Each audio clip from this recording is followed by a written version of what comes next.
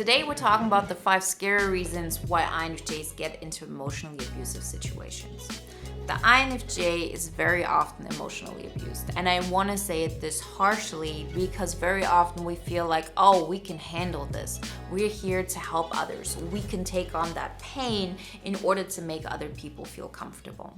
So we're not aware of all the pain that we're carrying that is actually not ours to carry.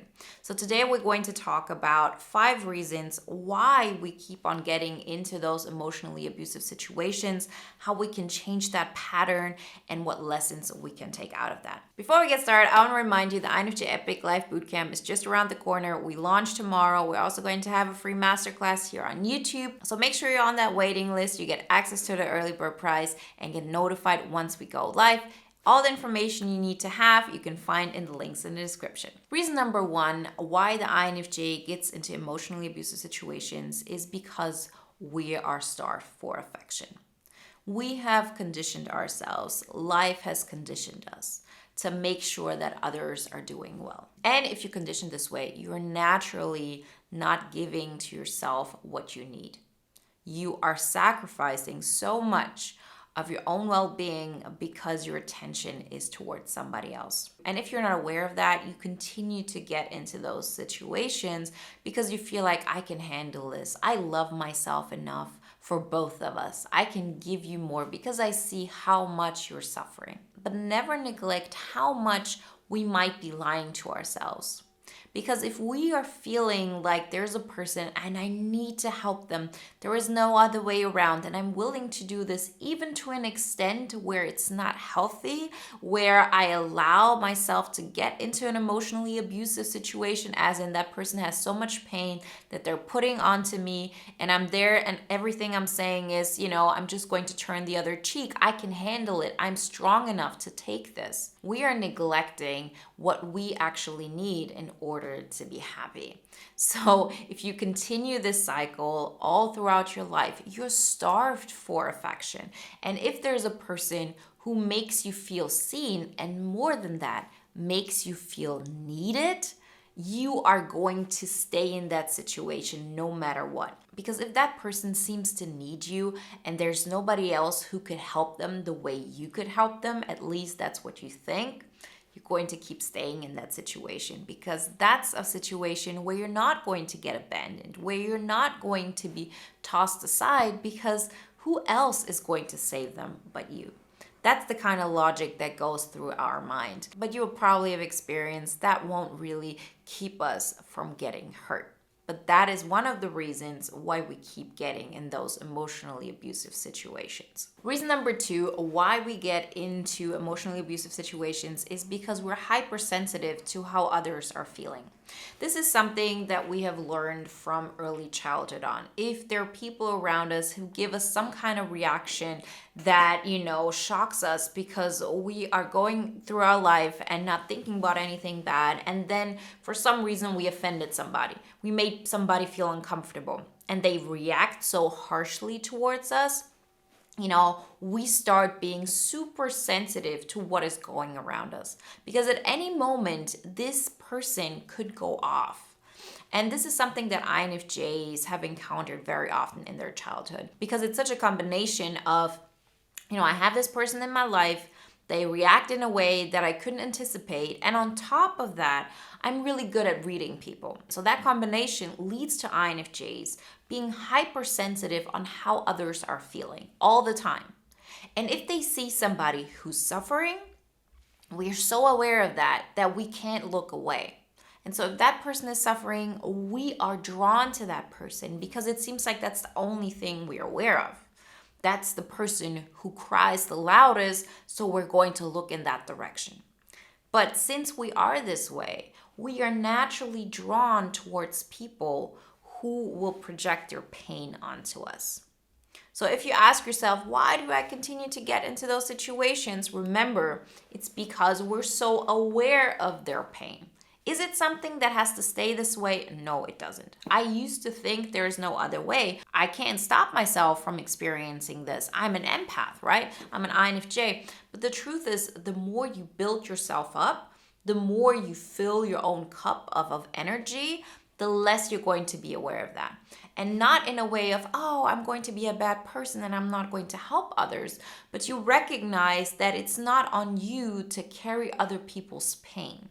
It's not helping anybody. And the more you choose yourself, the more you actually see how you're helping even more people and on a bigger scale. And you're not just taking on people's pain and they continue that cycle, but you actually are giving them a chance to change those things about themselves and their lives that keep creating these painful situations for them. But if you continue to enable them, it's never going to stop. So remember, even if you feel you're a bad person for not being super sensitive towards that, make a rational choice here. Continue to choose you, even when you feel, oh, I see their pain, they're suffering so much, because you will get to a place where it will also feel more comfortable to make those healthy choices for you and for the other person. And you won't be so addicted to going back into those emotionally abusive situations. Reason number 3 why INFJs get into emotionally abusive situations is because we're so disconnected and different from other people. If you've gone through life and you haven't really made those changes that made you accept yourself,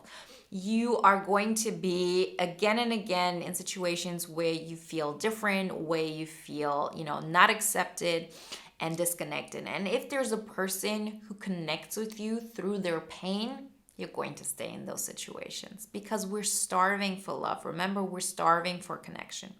And if the alternative seems like being alone and you can't have those, good connections with people, in your everyday life, you're much more likely to get into those emotionally abusive situations because although there's pain involved, at least there is a connection.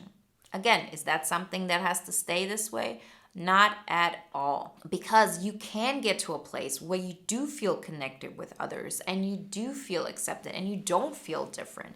But it's not just going to be with the people that you actually think about. The people in your life that you feel disconnected with, that are so different than you, they're not going to be the ones who will bring you any kind of joy in the future either.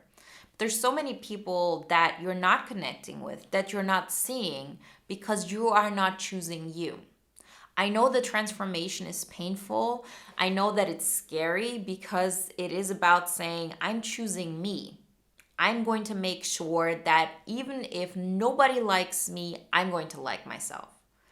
I'd rather be disliked for who I am than to pretend to be somebody I'm not, to just be liked for that version that I'm portraying. Because that's the version that makes you feel disconnected, that makes you feel different, because you can't really be yourself. So it is about finding that courage in you, no matter how small it might seem, even if it's just about taking one step forward in being more of who you are, being even more different than the people around you would accept.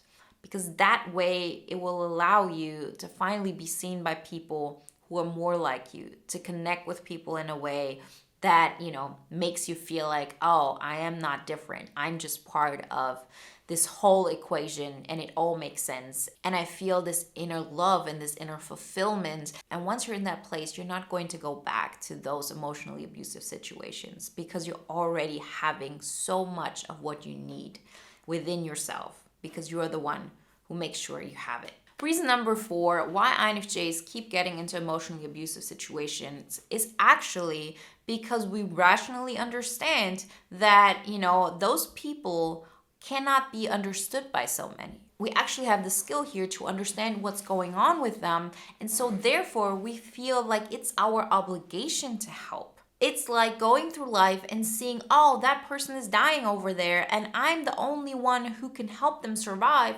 and I'm just going to walk past them. That's how INFJs feel most of the time. Again, this isn't a bad thing, but to understand that, yes, you are good at doing this, but there are people who need what you can give everywhere. And you can decide who you're going to help. And then to say, I'm only going to help people in such a way that allows me to stay in integrity with who I am, to not have to sacrifice, my energy, what I'm all about, and that way I can help even more people. This is one of the things we talk about in vocation, believe it or not. It's like one of the pillars in bootcamp, because you cannot keep building a life where you share who you are and you share your gifts if you're not making sure that you are staying connected to yourself. If you're not staying connected with yourself, you might want to help others, but you're just enabling them. And you're having less and less energy because people are depriving you of everything you're giving to them and you're not getting anything in return. Reason number 5 why INFJs get into emotionally abusive situations is because we don't like our lives very often. And if we have a person who needs us so much, it's the perfect opportunity for us to say, I don't need to water my garden. I'm just going to go over there, because although they have like those, painful things going on, their life at least seems interesting. That's something that we could work with. I just need to help them.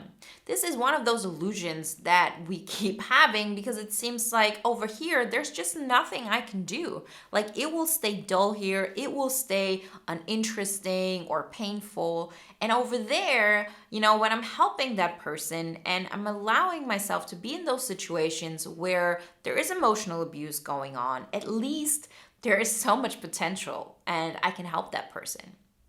If you are in a place where you love your life, you're way less likely to get into those situations because they don't seem like a lifesaver to you. And not in a way of, oh, I'm saving that person's life, but also in a way, oh, finally, if I'm with them, then I can imagine myself having an interesting life. I can imagine myself living the life I, would actually enjoy.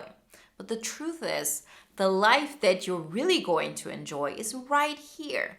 You just have to make some changes. You have to start building a life that is out of the ordinary. You have to step out of this norm that was created for people that are not you. Because if you allow yourself to step out of that and you start living in accordance to what you want and how you see life, you're going to recognize that you're not doing anything so extraordinary and so out of the norm. It will only feel like this in the beginning when you're making those shifts happen. Once you're on this path of, continuously creating your INFJ epic life, it feels like the most natural thing in the world to you. And you won't feel different and you won't feel disconnected, and you'll still have all of the experiences you always wanted. But you don't have to pay the price of being in those emotionally abusive situations. If you want to know more how to water that grass of yours, how to water your garden, how to create that INFJ Epic Life on your terms, then join the next INFJ Epic Life Bootcamp round. We're launching February 28th, and our first live call will be February 4th. We're going to have a free masterclass here on YouTube, February 28th. So make sure you tune in. And to sign up for the waiting list, you get access to the early bird price and get notified once we go live. Everything you need to know you can find in the links in the description. And if you want to watch another video now that is in alignment with today's topic, then watch the video why everyone is testing the INFJ all the time.